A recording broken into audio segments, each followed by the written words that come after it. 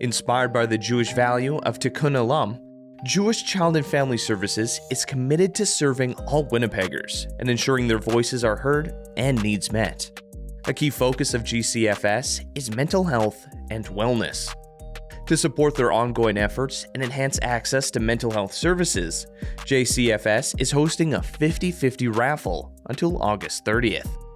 Discover more in this episode of You Talk. Let's get into it.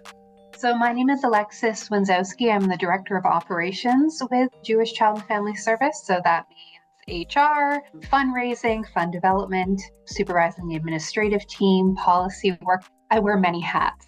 Also working with a lot of our program development. And so mental health is something, I'm just going to jump into it. Mental health is something that touches each one of our program areas here of JCFS. We have specific mental health programs, but also with our services, it is something that is, as we know, across Canada, it's impacting everyone. Yeah, that's something like I hear a lot about, like the challenges of mental health, especially for youth. Like during COVID and after, so many kids have struggled with trying to either find their voice or get through challenging times. And it's really, really great to see your organization taking that straight on, focusing on a variety of different services, as well as this upcoming 50/50. But before we get into that, let's get into a little bit about what your organization does, who you are.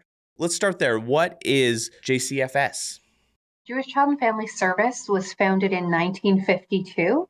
But it actually has roots that go back way further than that. We were actually the orphanage home of Jewish families in Western Canada. So we had orphans and families that couldn't afford to keep their children. We were doing work prior to 1952 also with resettlement of people post World War II. Right now, we are an agency that services Winnipeg, but also the entire Jewish population in Manitoba, but we don't just service Jews.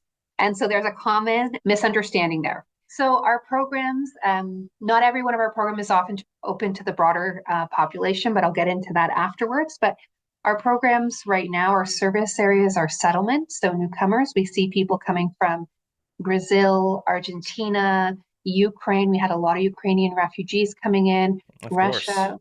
We have our older adult services, which includes an aging mental health program, the care of 91 Holocaust survivors here in Winnipeg.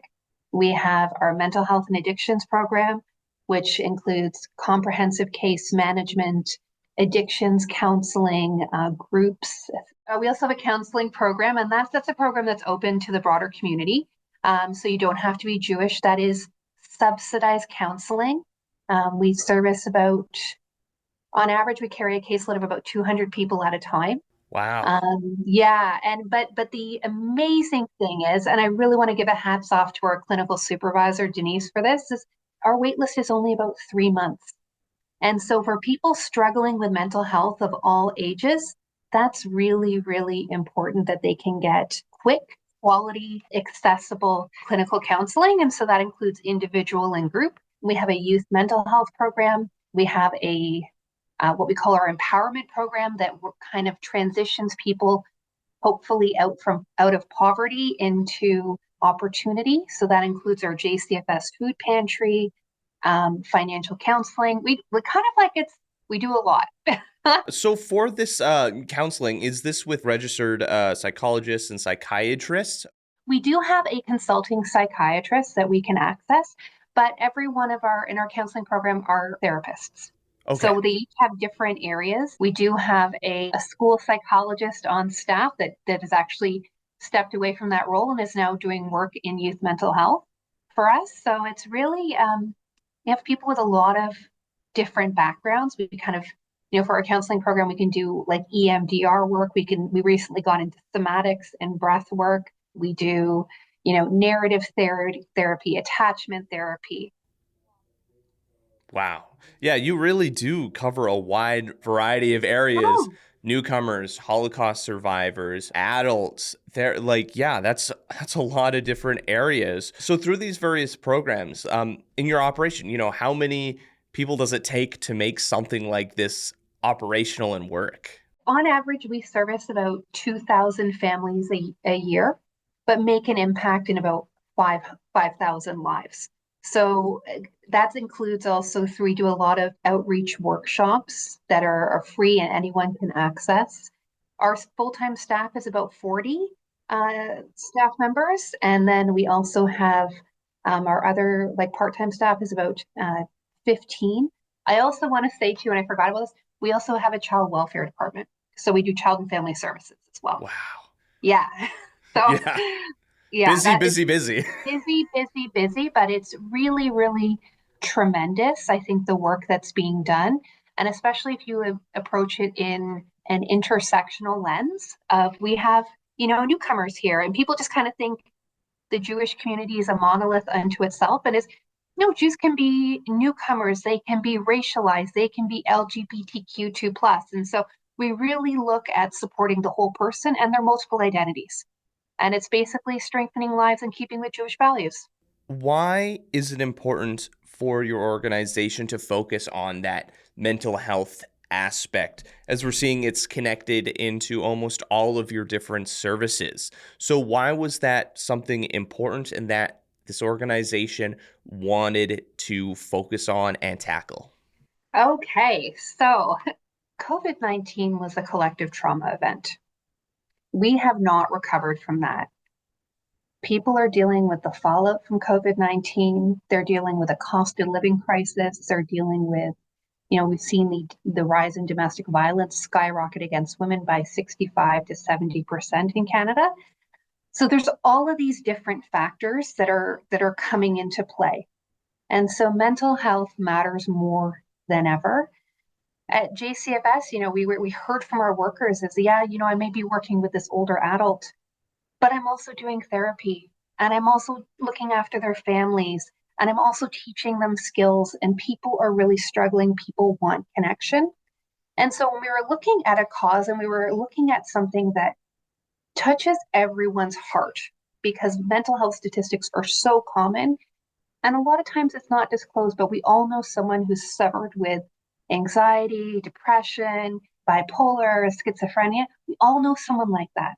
People who have just needed someone to be there and say, I get it, there are supports available. That's why this cause was really important to us. That's why this fundraiser came about. I think the other really important thing is in the Jewish community specifically is post October 7th. There's been a lot of trauma. We do service a lot of Israeli newcomers, and we started offering free drop-in counseling for people that were impacted by October 7th. But the interesting thing is we also had Muslims come to us for those counseling sessions that said, I also need to talk to someone in a safe place. And we don't do religious counseling. I want to make that very clear, but we do clinical counseling. And so it is really, really important. Well, it's it's an incredibly hard conversation when we're talking about October 7th and what's currently going on, and being able to be that bridge and provide that opportunity for wide community is incredibly important to sit down to process those emotions and feelings. In a safe way. And I think it's at the end of the day, and there is a Jewish value of Tikkun Olam, which is the idea of repairing the world. We in the not well, the Jewish community has it's a value of putting the brokenness and making it whole with loving kindness. That's another Jewish value. It's chesed in a way that's loving. And at the end of the day, we are just human people having a human experience, and we're only as good as we treat each other. And so that really, really matters. I think the other thing I wanted to say is that, we talk about our subsidized counseling program, and I'm originally from Ontario, where it was really easy for me to go to a doctor and a social worker and get therapy for free. And it doesn't work that way necessarily in Manitoba, but it takes money to keep our wait list so short. But we also really, really view it as a priority is that people who are in need should be able to access services quickly. And so that's another reason why we launched this fundraiser. When we're looking at newcomers or refugees coming over, Mm-hmm. they might not necessarily have the resources to talk to a therapist, to talk to someone in counseling. So having subsidized opportunities provides an opportunity for anyone to access services. Anyone to access services, and those who are, those people who are getting hammered. And I go back to this by that cost of living crisis when they can't afford their rent or they go to the groceries and they're like, you know what, I'm going to have to skip a meal today because I can't afford it, but I'm also really stressed out and it's affecting my relationship with my kids. Can you afford $10 a month for counseling? Maybe you can through programs like JCFS or other programs like it in Winnipeg, and that matters. Well, let's talk about this upcoming 50/50 fundraiser. How long has this been going on? So I'm going to kick this over to Deb Stern. She's our development officer, and she really was the mastermind behind this. And it's been her baby. So she's the best person to talk about it. Hi, Ryan. Hey, how are you doing today? Thanks. Nice segue. Nice segue. So the 50/50 had been an idea we were tossing around because really, who doesn't love a 50/50? I mean, you go to the Jets games, we go to the Bomber games, they're putting up some big, solid numbers. Of course, that would be a dream number for us. It's something we've actually never done at JCFS before. So it's our first kick at the can. And we're doing really well. We launched it last, I guess, a week and a bit ago, last Wednesday, and we're nearing a jackpot of $6,000, which I'm excited about. And our draw date will be August 30th, so there's lots of time to grow that. I mean, I don't have to tell you what it's like in Winnipeg, in the community, outside the community. Ryan is. In the summertime, people are gone, right? People have checked out. People don't want to hear about fundraising initiatives. They're like, I just want to go camping, sit around the fire. Exactly. Be on the dock, whatever it is. But, this was a really good idea to just engage the community, just through a simple 50/50 where you could just go online, make a couple of clicks, and you've purchased your tickets and entered a chance to win. Big. And that's really important because, just being in donor relations, I talk about numbers a lot. Alexis and I talk about numbers, and I'm very numbers focused. And a lot of people, when they hear me talk about numbers, they think about, dollar amount numbers, but it's really not. For us, it's more about who we've engaged in numbers. And as I watch this ticker going higher and higher on our website, with the dollar amounts, I also see that number of people who've actually purchased tickets. And I know that the people who've purchased is just a fraction right now of people who will participate by the end of August. So that number will continue to grow. We're super excited about it. Yeah, and it's for a great cause as well, supporting mental health services here in Manitoba. For sure it is. Yeah, as Alexis pointed out, that foundationally, mental health, it has tentacles in all of our departments that she spoke about. So without it, we can't be successful at anything else, and we can't be strong together. So you mentioned people can purchase tickets online. What is the process for this? Like, is it just online? Can people call in? Is there physical donations?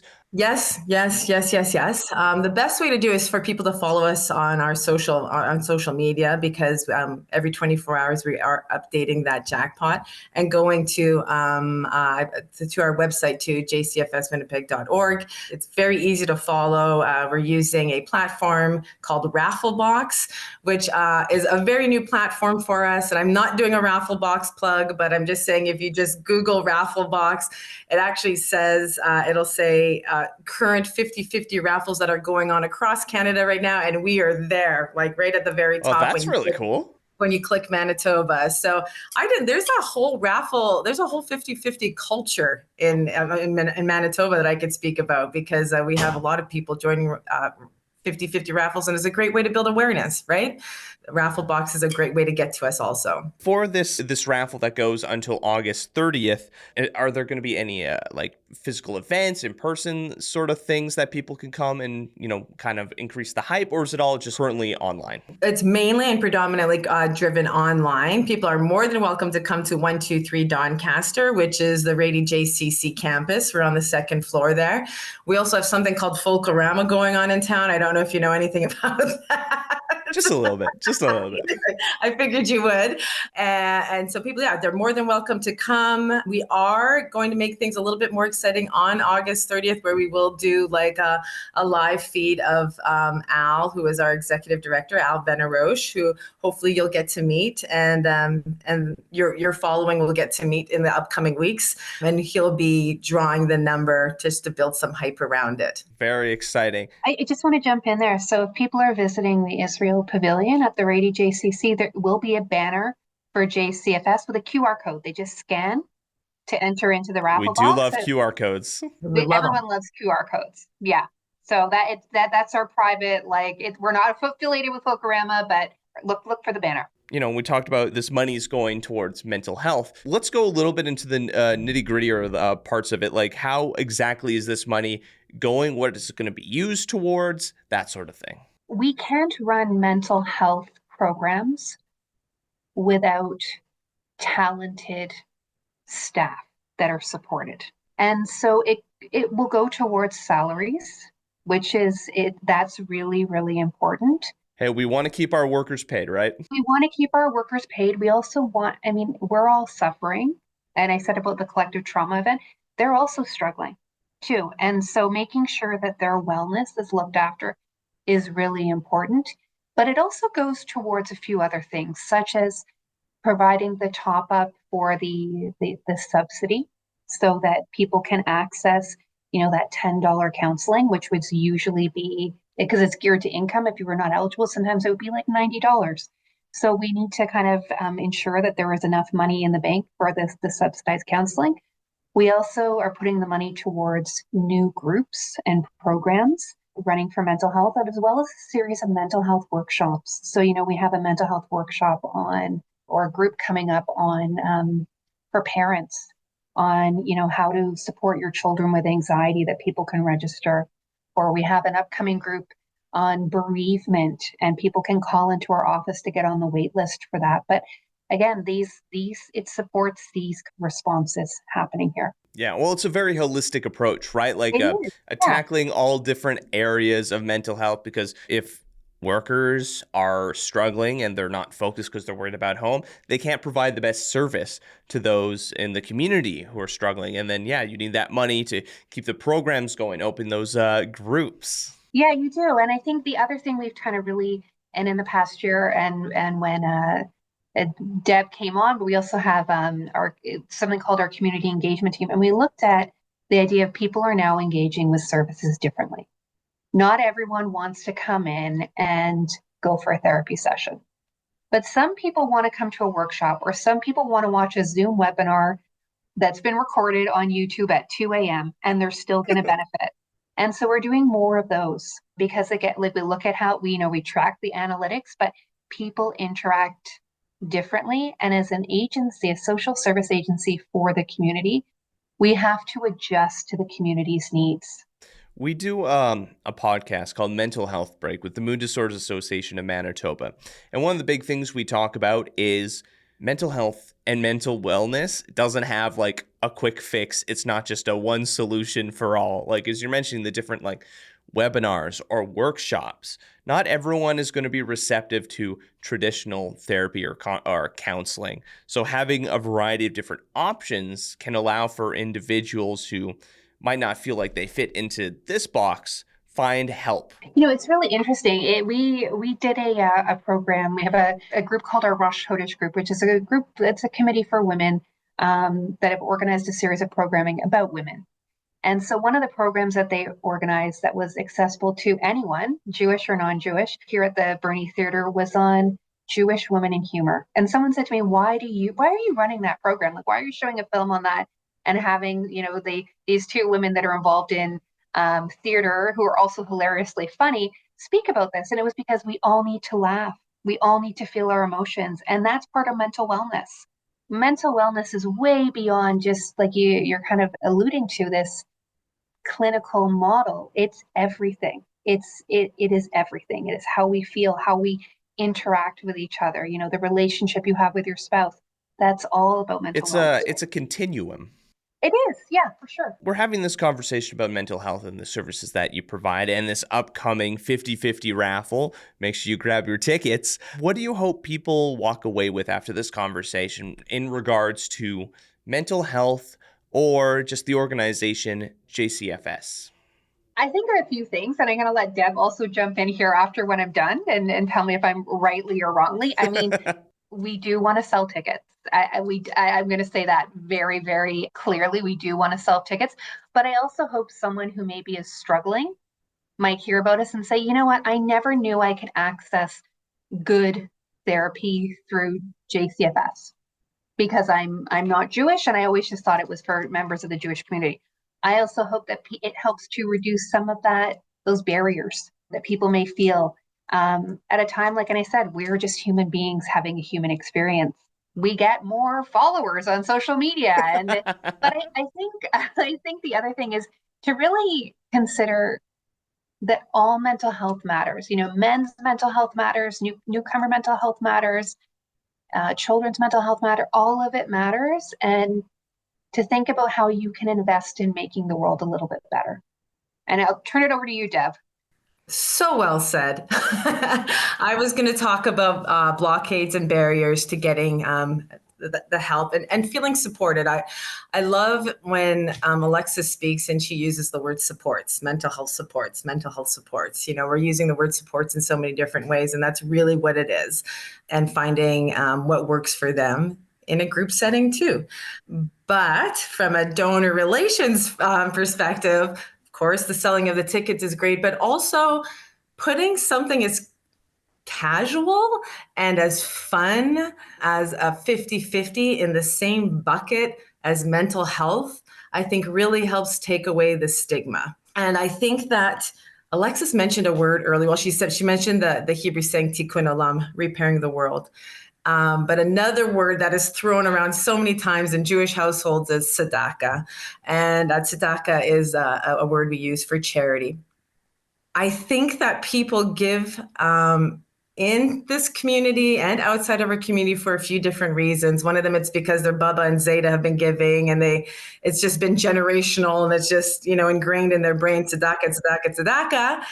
Or another thing that Alexis talked about was it's hit home. It's hit a chord with what's happening in their lives, whether it's great grandmother's a Holocaust survivor, or addictions, mental health, something. There's some sort of connection there. And then the last one, I think, is just because it's infectious and fun. And maybe they've attended one of our workshops or events and they're like, oh, JCFS, I didn't know. And that's just not people outside our community. It's for people inside our community too. A lot of people don't know. So I'm going to go back to that cliche saying of, donor relations, I'm focused on numbers. But the most important number is who is engaging, who are we building awareness for? And that should be everybody. 50-50, mental health, why shouldn't it go hand in hand? Exactly. Like, it's the conversation around mental health and mental wellness has come so far over the past few decades, but there's still a lot of work that needs to be done to make it feel as casual as, hey, yeah, let's do a 50-50. So hopefully through this, it's another notch and a step towards that sort of equilibrium of having mental wellness and mental health be just part of the casual conversation. Agreed. Amazing. Well, we want to go and sell those tickets for someone who's interested and wanting to support this great cause. Where can they go? Yeah, so look us up, Jewish Child and Family Service here in Winnipeg. Come on down to our office at 123 Doncaster, or do a quick raffle box search, and that will come up immediately. And for our listeners out there, this conversation is just beginning. Make sure you keep a lookout on Multicultural to see future conversations around mental health and, talking a little bit more about these services and mental health in depth. Thank you. Have any stories you'd like us to share or communities we should highlight? Leave a comment on our social media or reach out to us on our website. I'm Ryan Funk. This was You Talk, and have yourself a good one.